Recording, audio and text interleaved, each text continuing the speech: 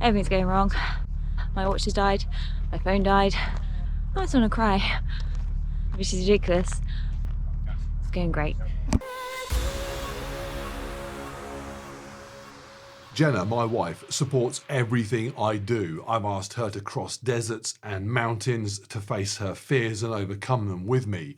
She said yes to all my requests, from compete alongside me to work on all this with me, and even exit that pool in the most clickbait way possible. So when she asked if I would join her on the toughest race of her life, one maybe even beyond her own capabilities, I didn't hesitate to say no. 3, 2, 1, let's go! And she's off ahead. Let me explain what Jen thought she might be able to do. This is the 100k Thames Path ultramarathon. Goes from Putney Bridge, London to Henley-on-Thames. I've done it twice before with a good level of fitness and ran it in perfect conditions, yet still had a tough time in 2021. This is stupid. Why would anybody want to do this? This is nuts. And didn't do much better in 2022. Ah! I'll cover Jen's fitness soon. As for conditions, it was lining up to be the hottest day of the year. So when she set off with 940 others at 7:30 AM, I was already thinking she should probably just stick to getting out of swimming pools slowly. Here's why I didn't run with Jen. She didn't train properly. At which point you might be thinking, well, you never train properly either. True, but it's all relative. I started my running journey in far worse shape than Jen has ever been in, but had been at it for well over 10 years when I first ran this event. And I might not train for ultras, but what I do train for, I do okay at. Jen only started running last year, had never run beyond 25k until a couple of months ago when she hobbled around her first 50, and has since then not done anything other than a couple of short fun runs. She also has a different attitude to when things get tough. So that's the warm-up done. It's not always positive. A perfect summary of the difference between us is the last run Jen did prior to this, a local 10k we did 2 weeks ago. She missed her target of 1 hour by 17 seconds and then jogged over the line without a care in the world. 20 minutes before, I needed a sprint finish to win my age group and so crossed the line like a man possessed. We are both runners, we are not the same type of runner. Okay, just met Mark at about 17k. Back to walking just for the next 200 meters. Coming up to the 20k mark, so a fifth of the way there. Time is flying. Don't worry, slows down soon enough. So given Jen's readiness for this event and the weather forecast for extreme heat, we decided that me jogging alongside her until she inevitably quits or gets injured was of no value to either of us. Instead, we'd conduct a little experiment. I'd provide all the support she might need from the comfort of my car, and we'd see how far she could get. Gave her the best opportunity to at least beat her previous best distance of that recent 50. Although as it got hotter, it quickly became apparent that even doing 50k might be a challenge too far. Okay, the heat is literally relentless right now. It is so hot. Like, so hot. The plan was this: Jen can run a 10k in around an hour, 6-minute kilometre pace. So she wanted to back that off the 7-minute pace and then drop in some regular walks. So we set up her Garmin watch to auto lap every 1k, at which point she would jog at around 7-minute kilometre pace. And at 800 metres, she would then walk until the start of the next kilometre. It meant she'd be moving at roughly 8-minute kilometre pace overall when you also allow for the aid station stops. At some stage, the walks would get longer, the runs shorter, but we'd deal with that at the time. My hope was it would get her to 30 or 40k, she could then stagger to 50 and we could all go home. Her hope was that she could do 50 in 7 hours and complete the whole thing in under 20, based on my previous best times being around 6 hours to halfway and 15 to the end. But in that weather, I'm not sure I'd complete the whole thing in 20 hours, so I just ignored her. Just gone over 8-minute average. I did have a sit down for a good 5 minutes, so it swings around about on that one. But got fresh cold water and fresh cold electrolytes, very nice. Back into it. I'm gonna start running and get back into the 800, 200 flow. Just going up to 33k, so third of the way. Woo! Legs are now starting to ache, which I feel can't be a good sign given we're only a third of the way in there. But we'll see how it goes. Still feeling good in the sense of nothing rubbing, nothing's hurting, just achy legs. What we got? 4 hours 28, distance 33, average pace 8:08. So 33k and actually going better than I expected. At this stage, Jen's gone through a couple of official aid stations and met me at a few spots on the course as well. We'd programmed all the aid stations and the places I'd be into the Garmin, so Jen could pull up a list of those and see how far away the next 3 or 4 locations were. It gave her something to focus on that was never much more than 6, 7 or 8k away. I'd also entered into her Garmin various points of interest so that she could appear as though she at least had some idea where she was and what she was looking at. Hampton Court! Otherwise she would probably have just told you that was Buckingham Palace. Meanwhile, I was tracking her on my iPhone so I could see when she'd arrive, and each time she did, she was looking surprisingly okay. And her Garmin chart for that first 33k shows she's maintaining the run-walk plan perfectly. Just over 8-minute kilometre average is good at this stage. To give you an idea, last year I finished with an overall average pace of 8-minute 55 per kilometre. I run a 5-minute mile, a 19-minute 5k, 40-minute 10k and around an hour and a half for a half marathon. So I'm a long way from being a great runner, but not bad, yet still end up with that average kilometre pace close to 9 minutes over the 100. Very simply, even decent runners will see their pace fall off dramatically when taking on these sort of distances. Considering Jen's only gone over 30k once before ever, she's doing pretty good. In fact, she's actually going quicker than I expected. This bridge was at 35k. If you've seen my 2021 run, you may recall I ran straight past this, missing the route crossing over the river. So I had to then double back, added about 5k to my run. I've gone the wrong way. There was a river crossing that I missed. So when my iPhone showed that she was approaching it, I went and set up to film her come underneath.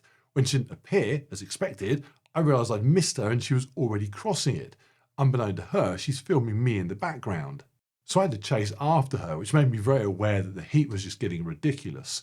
Although, after we topped up her water and she set off again, trying to find shade where she could, she still seemed okay. So I then drove to the 50k halfway station with a plan to run back and meet her. It's coming up to 46k. We're at 6 hours 30, average pace 8:30, and I think it's probably time to admit that we're probably not going to get to the 50k by my 7-hour cut-off that was in my head what I wanted to do. I'm just jogging back from the halfway point to about 49k to meet Jen. The heat is nuts, and I've only been running for a few minutes. Absolutely crazy hot. She should be somewhere around here. So I meet her, and clearly the 800-200 split was starting to creep towards 500-500, but just moving at all in that sun was grim, and she was moving, and staying that way was the priority, not the pace or speed, because running 100k is really about whether you can run 50, having just run 50. You have to get into halfway feeling good, or the second half will be a disaster. She jogged in smiling and then went off in search of pasta. Not everybody was so lucky. I spoke with a marshal here and heard they were seeing a huge number of people drop out. We'll discuss the exact numbers at the end, but a lot of people called it a day at this stage.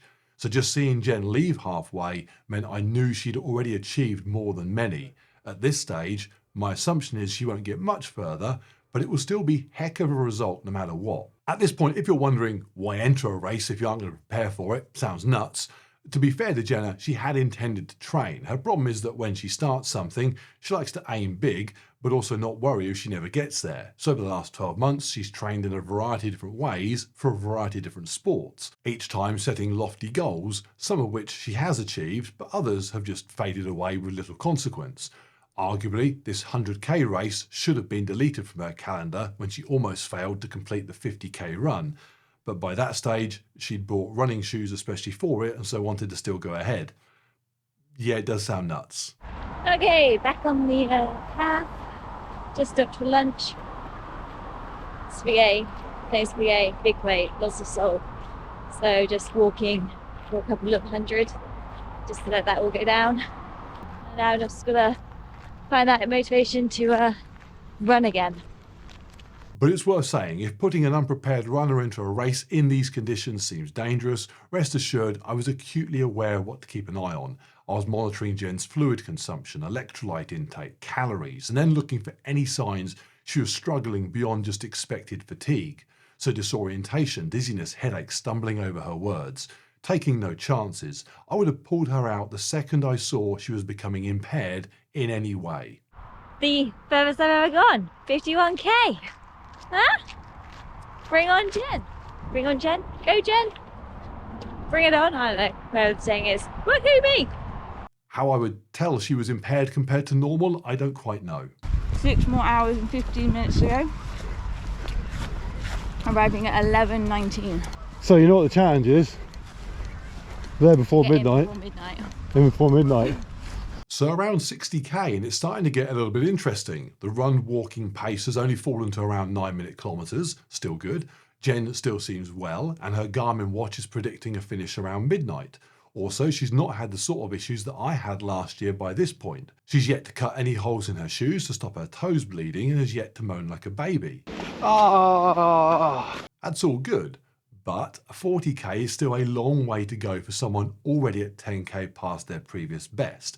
And her Garmin says her stamina reached 0-20k a go. Also, inevitably, there will be problems to overcome, and it'll be dark soon.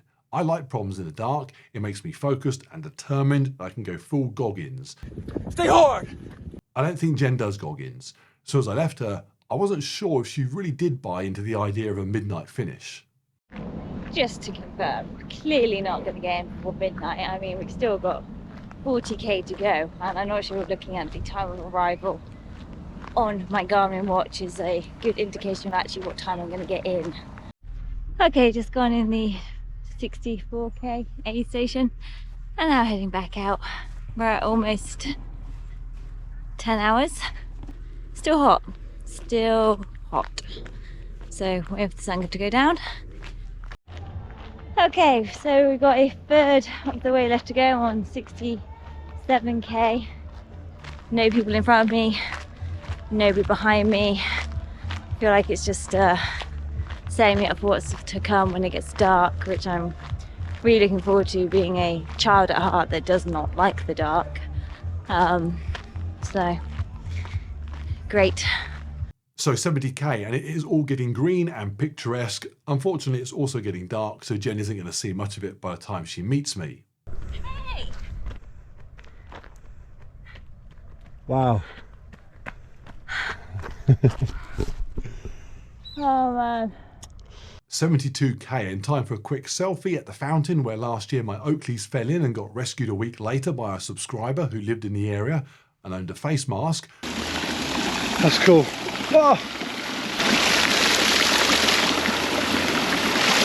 Jen only bought her Oakleys the day before the race, so they stayed firmly on her head.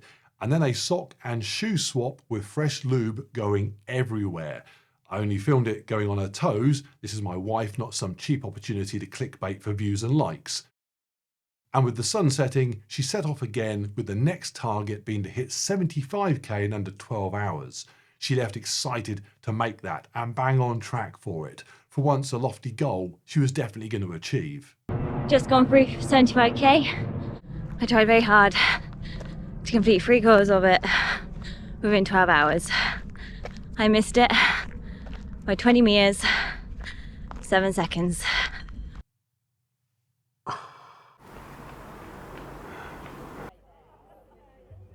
$78k, and the good news is still a bit of running is happening and an aid station coming up with pizza. With hindsight, I should probably have told her there was pizza at 75k. She might have got there on time. Anyway, the bad news is that by the time Jen left this village, it was properly dark, and she now had a lot of distance to do across fields in the middle of nowhere. Not fun for anyone. This is stupid. Why would anybody want to do this? For an exhausted female on their own, unpleasant. I just want to be home. Especially now it's dark. It's horrible.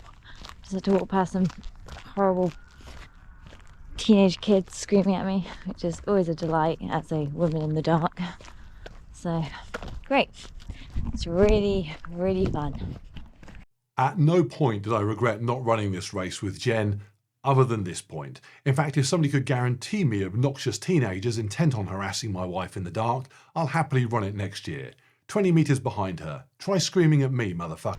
Just did a whole bunch of running in the darkest of fields, so hence not talking to camera very often for that part. And everything hurts. My hips, my legs hurt, everything hurts. My feet, still 3 hours to go. So that's fun, real fun. I'd like to go home. There is not much motivating me to stay on the trail. 85k is more than enough for me. So we'll see what happens. 85k, and this was the last time I'd see Jen before I drove ahead to the finish, and she was done, in pain, miserable, struggling to do much more than walk. But none of her problems were serious. The real danger was the heat, and that had gone. Things that can now stop you in a run like this, blisters, chafing, injury, she was avoiding. She was also still consuming calories and electrolytes and wasn't really low on energy as such. It was just muscle and joint pain that had slowly accumulated over the day, and we can deal with that the next day. That isn't stopping her. At least it's not stopping her body, as long as her head keeps wanting to push forward and she stays motivated. And that really just comes down to avoiding any issues that might demotivate. At this stage, she may actually finish as long as nothing goes wrong. Everything's going wrong. My watch has died, my phone died. So guttingly, I just want to cry, which is ridiculous, but I won't know when I hit my 100k. So annoying, really annoying. Bar that, I guess I just plod on and hope that I don't go wrong, because I have no fucking map, because I don't have a watch. It's going great. So at this point, I am parked at the finish in Henley. Jen texts me to say that her watch is dead. She's got 2% on her phone battery and is struggling. It's a problem in the dark, right up my street. So I grab my kit from the car, throw some bits in the backpack and start heading to where her phone last showed on the tracker. It's about 10k away. And I am shifting, because I know that even though she's not a data fanatic like me, when you've been watching your watch all day long, for it to go blank is a big deal. Oh man, I mean, I don't think I was really one to care about statistics or watches, but when you're 90k in and your watch dies, it's annoying. The only motivation I had, and it's disappeared. So luckily Mark is running now from Henley to meet me, so I got him to keep me company when he finally gets here for the rest of the run. Yeah, it's shit. Okay, update from me. Jen has just gone past 90k and I'm now running back to meet her. Hopefully be with her in about half an hour. Pushing as hard as I can in the dark. I am doing around 4-minute kilometres through fields, with my Garmin watch light being the only way to navigate, and the occasional distant head torch of other runners coming towards me, giving me a vague direction to go in. Stay hard! I covered almost 7k before I reached her, pretty quickly all things considered. When I got there, we did a quick health check and then headed towards the finish. Okay, 94k, 6k to go. I don't know, update, how's it going? Well, I can't feel my feet. Can't feel feet. My hips feel like they're from an 80-year-old woman's body. Hips feel like they're from an 80-year-old woman's body. Tension in my shoulders from this rucksack. Okay, so tense shoulders, old lady hips, sore toes. Lightheaded, dizzy, anything like that? No. Any cramps? No. Cool. Anything rubbing, anything stinging, burning? No. Okay, basically now failure is not an option, because we can crawl to Henley from here. It's just a case of getting it done. Getting into Henley at about 12:30-ish. Doesn't really matter, just get in there. Okay, just 5k to go. Cheeky park run. And that was it for me. I made sure Jen got through Henley without drunken idiots being a nuisance. I then left her at 300 metres from the line and went to film her sprinting across it. It's not exactly a sprint, but it is 100% not walking, and after 100k, that is plenty good enough. A massive achievement, and when I looked at the numbers the next day, I realised just quite how massive. 940 people set off planning to cover the 100k. 608 made it to the finish, with 332 dropping out along the way. That's 35%, probably quite sensibly calling it quits. As for Jen, she missed midnight but only just, and crushed her 20-hour target, arriving in 17 hours 4 minutes, 158th place. Of the 251 women making it across the line, she was 31st. And lastly, because the route is a fraction over 100k, she actually went through the 100k point at 16 hours 52 minutes and 18 seconds, less than 2 hours behind my best time, done in far more favourable conditions. Well done. Well done. Ah, this is for YouTube, man. And sticking with the comparison to me for a moment, the after effects were far less dramatic for Jen. The first time I ran it, I got home and was physically unable to get upstairs. I pretty much passed out on the floor of the living room and Jen left me there to sleep. But Jen was able to get into the house okay, shower, get herself into bed just fine, and the next day was up and about.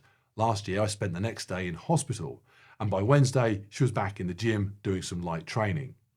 So is the message that running 100k without training for it is simply easier than you'd think? No, and as if it needs saying, the point of this video, in fact the point of any video on this channel, is not to copy what you see here anyway. We're not coaches or trainers or experts, none of it is advice, it's simply us doing what we do and hoping you find it entertaining, maybe even motivating enough to go and do something that you want to do.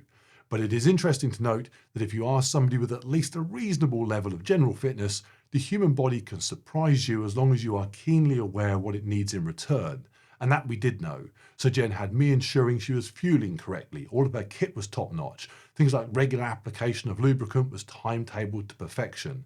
And the guidance we got from people like Precision Fuel and Hydration meant that the biggest danger of that day, fluid and electrolyte loss in the heat, never created any problems for her at all. In fact, the only real mistake we made was not charging her Garmin and her phone while she spent 10 minutes eating at the halfway point. So to conclude, if you are one of the 940 on the start line, hats off to you. Just getting to that point is something to be very, very proud of. A huge thank you to everyone that said hi, either on the day or via social media in the updates that we were putting out. And if you want an even more detailed review of the race, we've got one on our Patreon channel, along with all the other exclusive content that goes on there. Please consider checking that out, because it's what allows us to keep making videos for you and not adverts for others. If somebody calls me an ambassador for anything, it better be because I'm serving fancy chocolates.